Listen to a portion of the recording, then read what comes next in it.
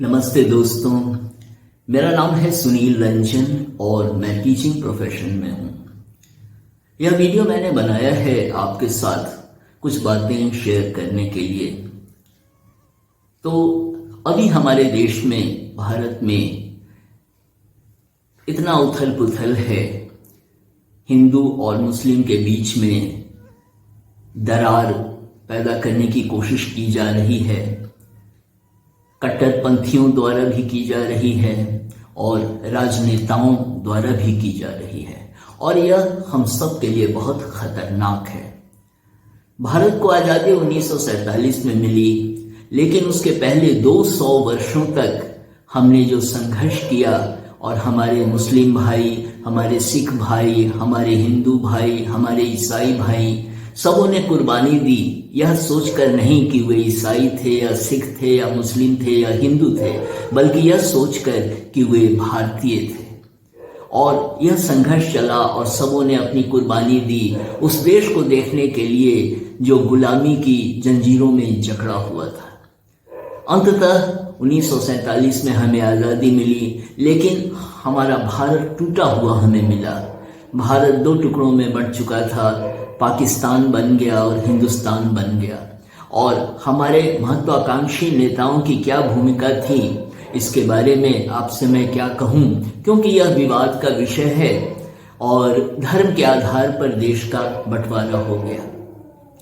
किसे प्रधानमंत्री भारत का होना चाहिए था, यह भी विवाद का मुद्दा है और पक्ष और विपक्ष में बहुत सारे तर्क दिए जाते हैं।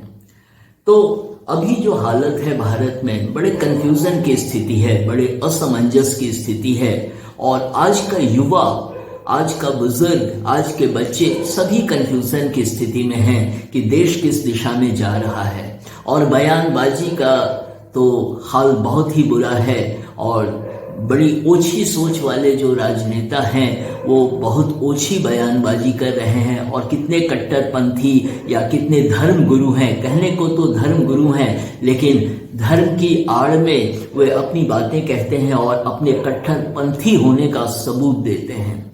तो ये सब बातें हैं, और हमारे देश में हिंदू और मुस्लिम के बीच में जो एक खाई पैदा करने की कोशिश की जा रही है, वह हमारे देश के लिए बहुत ही खतरनाक है। और जो कट्टरवादी जो सोच है वह अब रूप लेती जा रही है, और हम सभी परेशान हैं यह सोचकर कि यह कब बात थमेगी और कब धार्मिक आधार पे जो हम सोचने लगते हैं कि हम हिंदू हैं या मुस्लिम हैं, हम सिख हैं या ईसाई हैं, तो हमें इनसे कब निजात मिलेगी, हम इसके बारे में सोचते रहते हैं। और सारा भारत इस विषय पर सोच रहा है, हमारे बच्चे, बुजुर्ग, बूढ़े, जवान सब सोच रहे हैं कि इस देश का क्या हाल हो रहा है। और केंद्रीय नेतृत्व है वो अपना काम कर रहा है, और कोई भी राजनेता जब पावर में आता है तो उसके खिलाफ बहुत सारे लोग भी होते हैं, उनके पक्ष में भी बहुत लोग होते हैं। तो किसी का महिमा मंडन नहीं होना चाहिए, और महिमा मंडन अगर देश में होना चाहिए तो हमारे मुल्क का महिमा मंडन होना चाहिए, हमारे देश का महिमा मंडन होना चाहिए, क्योंकि देश है तो हम हैं, देश ही नहीं तो हम हैं कहाँ। तो इसीलिए बहुत सारी शक्तियां हैं जो कट्टरवादी सोच में जीती हैं। ऊपर से देखने को तो बहुत अपने आप को उदारवादी दिखलाती हैं, लेकिन उनकी सोच में कट्टरवादिता कितनी है वह उनकी बयानबाजी से झलकती रहती है। दूसरी बात है कि राजनीतिक पार्टियां जो हैं राष्ट्रीयता का बराबर नाम लेती हैं, और राष्ट्र के नाम पर, क्योंकि जनता के नाम पर और राष्ट्र के नाम पर लोगों को बेवकूफ बनाया जा रहा है, और सब जनता के कंधे पर रखकर गोली चलाते हैं या राष्ट्रीयता देश के नाम पर रखकर गोली चलाते हैं। और आज की जो पब्लिक है, आज के लोग हैं, आवाम है, वह उतनी बेवकूफ भी नहीं है, सब समझदार हैं और सब बखूबी समझते हैं कि यह देश किस दिशा में जा रहा है। और एक बड़ी कटुता हमारे समाज में जो पैदा हो रही है, इसको दूर करना बहुत ज़रूरी है। और आज का युवा वर्ग जो है उसे आगे आना पड़ेगा। और आज का युवा वर्ग कितनी बार यह समझ नहीं पाता है कि उनके जो राजनेता हैं, यदि वे किसी पार्टी से जुड़े हुए हैं तो वे राजनेता अपना उल्लू सीधा करने के लिए उनका इस्तेमाल करते हैं, लेकिन वे इतने परिपक्व नहीं होते हैं हमारे युवा कि उनकी बातों को समझ पाए, और जब समझते हैं तब तक बहुत समय निकल जाता है। तो आज के युवा को आगे आने की बहुत ज़रूरत है। दूसरी बात है कि हमारे देश में बहुत सारी पार्टियां हैं। अब जैसे कांग्रेस पार्टी को ही ले लें तो कांग्रेस पार्टी के लिए क्या है, देश बड़ा नहीं है, परिवार बड़ा है। देशभक्ति की बातें वो जितनी भी कर लें और जितनी अच्छी अच्छी बातें कर लें, लेकिन उनके सामने परिवार बड़ा है, देश बड़ा नहीं है। इसलिए परिवार से बाहर वह पार्टी निकल नहीं पा रही है, और जो भी उस पार्टी में आवाज उठाता है उसे या तो बाहर का रास्ता निकाल दिया जाता है, बाहर कर दिया जाता है पार्टी से, और या उसके खिलाफ कोई अनुशासनात्मक कार्रवाई की जाती है। यह हाल है हमारी कांग्रेस पार्टी का, और इस कांग्रेस पार्टी का फॉर्मेशन ही हुआ था देश को आज़ादी दिलाने के लिए। और मजे की बात है कि कांग्रेस पार्टी का फॉर्मेशन किसी इंडियन ने नहीं किया था, बल्कि ब्रिटिश ने किया था, AOU, और आप बखूबी जानते हैं। लेकिन आज कांग्रेस पार्टी एक परिवार तक सीमित होकर रह गई है। वो कितनी भी बातें कहें, लेकिन वो परिवार के बाहर नहीं निकल पाते, और इसलिए कांग्रेस के कद्दावर नेता हैं वो अपने आप को बहुत निराश महसूस करते हैं, असहाय महसूस करते हैं। वो नहीं समझ पाते हैं कि हम क्या करें, क्योंकि ऊपर में हाई कमान बैठा हुआ है, इसलिए वे कुछ कर नहीं पा रहे हैं। बड़ी निराशा उनके चेहरे पे झलकती है। दूसरी पार्टी जो अभी पावर में है, भारतीय जनता पार्टी, BJP। तो भारतीय जनता पार्टी पावर में है अभी, और पिछले 8 सालों से यह पावर में रही है।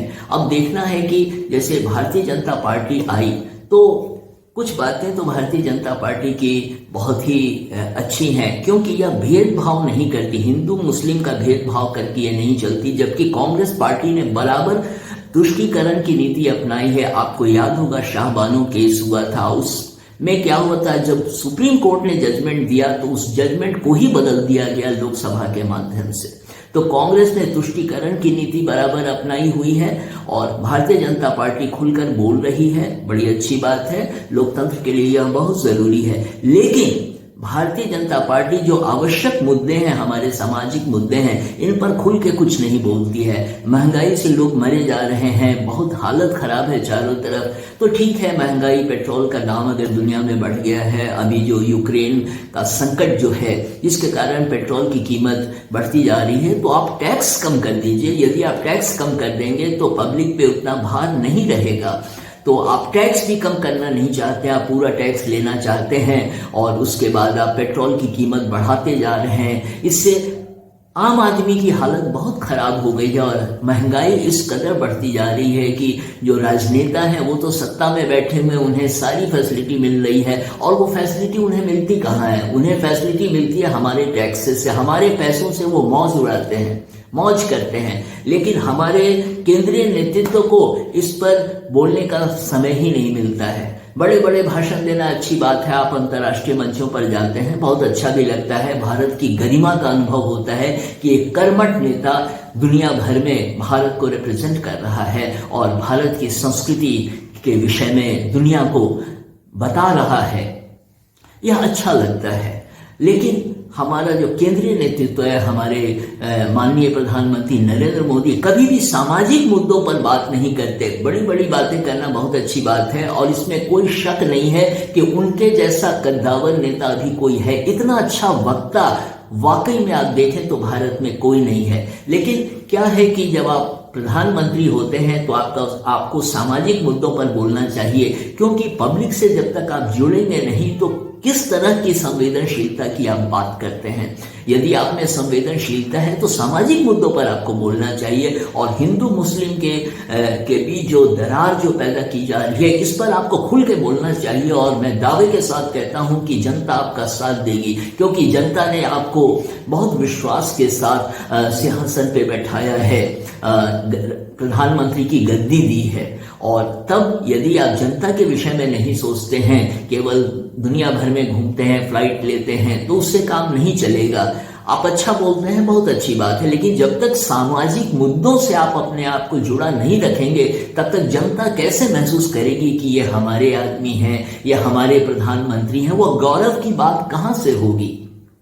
दूसरी बात होती है कि बंगाल में गुंडागर्दी चल रही है, खुलेआम लोग मारे जा रहे हैं। ममता दीदी की गुंडागर्दी चल रही है, खुलेआम खुली छूट है और टीएमसी के गुंडे हर जगह एक्टिव हैं और बराबर राष्ट्रपति शासन लगाने की मांग उठ रही है। लेकिन पता नहीं क्या बात है कि कुछ टेक्निकल बातें होंगी, मैं तो उस विषय में अधिक नहीं जानता हूं, लेकिन राष्ट्रपति शासन वहां लगाना चाहिए, क्योंकि आपके घर में मौत नहीं होती है, मेरे घर में मौत नहीं होती है, तो हमें मौत का दर्द का पता नहीं चलता, लेकिन जिनके घर में मौत होती है उनको पता चलता है कि मौत क्या चीज होती है। एक पूरा परिवार टूट जाता है, एक पूरा परिवार बिखर जाता है। और आप कर क्या रहे हैं? आप तो सत्ता में हैं, सारा पावर आपके हाथ में है, तो आप कर क्या रहे हैं? और बंगाल में तो तुरंत राष्ट्रपति शासन लागू होना चाहिए ताकि पता चले कि इस देश में शासन है किसी का, इस देश में एक प्रधानमंत्री है जो कठोर निर्णय ले सकता है। लेकिन अगर लोग ऐसे ही मरते रहे और आप देखते रहें तो किस तरह की सत्ता आपके हाथ में है? आप सत्ता में बैठे हुए, आप प्रधानमंत्री हैं, आप कर क्या रहे हैं? और लोगों को बहुत आशाएं हैं, मेरे खिलाफ भी बहुत जवाब आएंगे, काफी लोग प्रतिक्रिया करेंगे, लेकिन बात है कि क्या मैं गलत कह रहा हूं? आप खुद अपने दिल पे हाथ रखकर कहिए कि क्या मैं सही नहीं कह रहा हूं? हमारे अपने ही भाई बहन मारे जा रहे हैं, गुंडागर्दी खुलेआम चल रही है, लोग मारे जा रहे हैं, समाचार हम पढ़ रहे हैं। हम इसलिए ज्यादा उस पर नहीं बोलते क्योंकि हमारे परिवार में ऐसा नहीं होता है, लेकिन जब हमारे परिवार में मौत होगी तब पता चलता है कि मौत क्या चीज होती है। अगर होम मिनिस्टर के घर में या डिफेंस मिनिस्टर के घर में किसी की मौत हो जाए तो देखिए सरकारी जो तंत्र है पूरा एक्शन में आ जाता है। लेकिन यहां तो एक कॉमन मैन मारा जा रहा है बंगाल में और केंद्रीय नेतृत्व को कोई चिंता नहीं है, केवल बयानबाजी करने से काम नहीं चलेगा। और इस मामले में मैं योगी जी को सैल्यूट करता हूं, क्योंकि योगी जी केवल कहते नहीं है बल्कि करते भी हैं।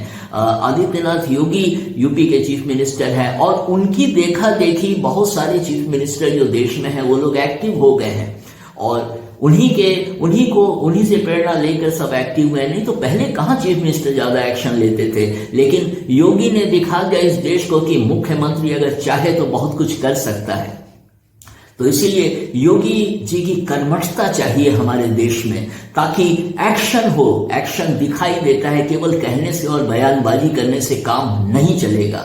इसलिए इस कंफ्यूजन से, इस असमंजस से देश की जो अभी स्थिति है, वर्तमान स्थिति है, इससे निकलने की जरूरत है और अपनी कर्मठता का परिचय केंद्र में सत्ता में रहकर हमारे माननीय प्रधानमंत्री को देना पड़ेगा।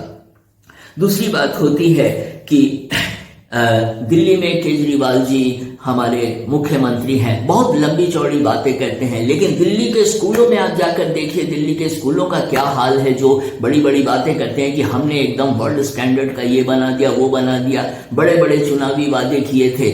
और जब आप फ्री देते हैं तो आप लोगों को निकम्मा बना रहे हैं, क्योंकि फ्री देते हैं तो उसमें पैसे लगते हैं। जब इन्वेस्टमेंट होता है रेलवेज को और बसेस को, जब आप फ्री कर देते हैं तो उसके लिए जो पैसा लगता है उनको मेंटेन करने में, वो पैसा कहां से आएगा? इसलिए आप लुभावने वादे कर देते हैं और बेचारी गरीब जनता सोचती है कि सब फ्री में मिल रहा है इसलिए वोट दे दो। लेकिन ये फ्री करने से क्या होता है, ये आपकी छोटी सोच का पता चलता है कि आप देश की चिंता आपको नहीं है, आपको अपने वोट बैंक की चिंता है। और फ्री फ्री कह के आपने पंजाब में भी लोगों को बेवकूफ बनाया। पंजाब में बड़ी गजब की मेजॉरिटी आम आदमी पार्टी को आई और तब क्या है, आपने कहा कि सब महिलाओं को 1000 रुपया मिलेगा। कहां 1000 रुपया मिल रहा है? आपने कहा ये फ्री कर देंगे, वो फ्री कर देंगे, उसके बाद आप केंद्र में भेज देते हैं वहां के मुख्यमंत्री को पैसा मांगने के लिए। और उसके बाद पहले आपने कहा था कि आपके पास तो 50,000 करोड़ रुपए हैं और आप सारा कुछ करेंगे, लेकिन जनता सब देख रही है। लोगों को लगा था कि केजरीवाल के रूप में एक नया नेतृत्व देश में उभर रहा है, लेकिन यह नया नेतृत्व जो हमने भ्रम पाला हुआ था वो हम देख रहे हैं कि वो भी तो दलदल में धंस गया है और हमारे देश में लगता है कि कुछ होने जाने को है ही नहीं। और एक बीजेपी ही है थोड़ा कर रही, और हर पार्टी में उदारवादी भी होते हैं, कट्टरवादी भी होते हैं। तो बीजेपी को अपनी उदारवादिता को दिखाना पड़ेगा। जैसे अटल बिहारी वाजपेयी जब प्राइम मिनिस्टर थे तो उनकी उदारवादिता के कारण वह लोगों में बहुत लोकप्रिय थे। मैं मोदी जी पर कटाक्ष नहीं कर रहा हूं, लेकिन बात है कि जब तक उदारवादी सोच हमारे देश में नहीं होगी तब तक हमारा देश प्रगति नहीं करेगा और सख्त कदम उठाना पड़ेगा, क्योंकि तभी हमारा देश आगे जा सकता है। क्योंकि जब आप ढुलमुल नीति अपनाते हैं, सख्त नहीं होते हैं और केवल लोकतंत्र के नाम पर फ्लेक्सिबिलिटी की बात आप करते हैं, लचीलापन की बात करते हैं, तो ये सहिष्णुता नहीं है, ये कायरता है, क्योंकि आप में दम नहीं है कदम उठाने का। और जैसे आदित्यनाथ योगी में दम है, उन्होंने कदम उठाया है जो भारत के किसी कोने में कोई मुख्यमंत्री नहीं कर पाया है, वह योगी जी ने कर दिखाया है। और उनकी देखा देखी आसाम में भी मुख्यमंत्री ने सख्त कदम उठाए हैं। दूसरी बात है कि हमारा देश सर्वोपरि है। जब देश ही नहीं है, जो मैंने पहले भी बात कही थी, हमें देश के विषय में सोचना है और सख्त निर्णय लेने पड़ेंगे। जब हम उदारवादी इतना भी नहीं हो सकते कि हम टूट जाए, इसलिए हमें सख्त कदम उठाने की भी जरूरत है। और जहां पे, क्योंकि पब्लिक भी देख रही है, जनता देख रही है, ऐसा नहीं है कि जनता नासमझ है, जनता समझदार हो रही है और लोकतंत्र में जनता का बहुत बड़ा रोल होता है। इसलिए सबसे पहले जरूरी है कि आप सख्त कदम उठाएं, क्योंकि तभी सही मैसेज जाएगा, सही संदेश देश को जाएगा कि आप केंद्र में आप बैठे हुए, सत्ता में बैठे हुए, तो आप कर क्या रहे हैं।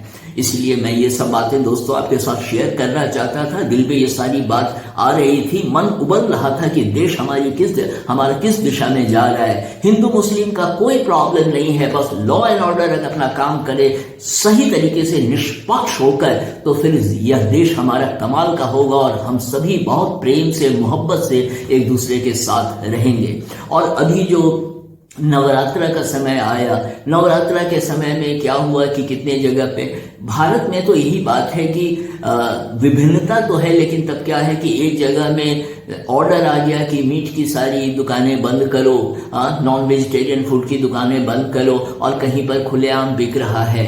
तो क्या लोगों को आप इतना बांधना चाहते हैं कि आप चाहते हैं कि जो आप कहें वही लोग खाएं? नहीं, ऐसा नहीं होना चाहिए था। दुकानें खुली रहनी चाहिए थी। और इसमें क्या होगा कि हमारे मुस्लिम भाई भी महसूस करेंगे कि नहीं, नवरात्रा का पर्व है, इसलिए वो खुद ही बंद करेंगे। हाँ, कुछ लोग गरीब होते हैं, बहुत गरीब होते हैं, उनका धंधा पानी अगर चौपट हो जाता है तो कैसे अपना जीवन जिएंगे। इसलिए यह लोगों पर छोड़ देना चाहिए कि उनकी चॉइस क्या है, वे क्या चाहते हैं, और तभी हमारे समाज में सद्भाव बढ़ेगा, एक दूसरे के प्रति सम्मान होगा। लेकिन आप हर जगह दखलंदाजी कर देंगे और ऐसे ऐसे तर्क देंगे तो उससे नहीं होता है। हमारा राष्ट्र जो है, या हिंदू मुस्लिम सिख ईसाई सबों का मिला जुला हमारा देश है और सबों का सम्मान करना चाहिए। तो इसीलिए, और राजस्थान में भी हुआ कि शोभा यात्रा निकल रही थी और कट्टरवादी मुस्लिमों ने पत्थर फेंके, और मैं इसके बिल्कुल खिलाफ हूं। ऐसा नहीं होना चाहिए था। वहां की सरकार क्या कर रही थी? जब सरकारें निकम्मी होती हैं तो देश को गलत संदेश जाता है। तो दोस्तों, मैं आपके साथ ये सारी बातें शेयर करना चाहता था, और सही को सही और गलत को गलत कहने की हमारे में ताकत होनी चाहिए, तभी हम कह सकते हैं कि हमारा देश सही दिशा में जा रहा है। धन्यवाद।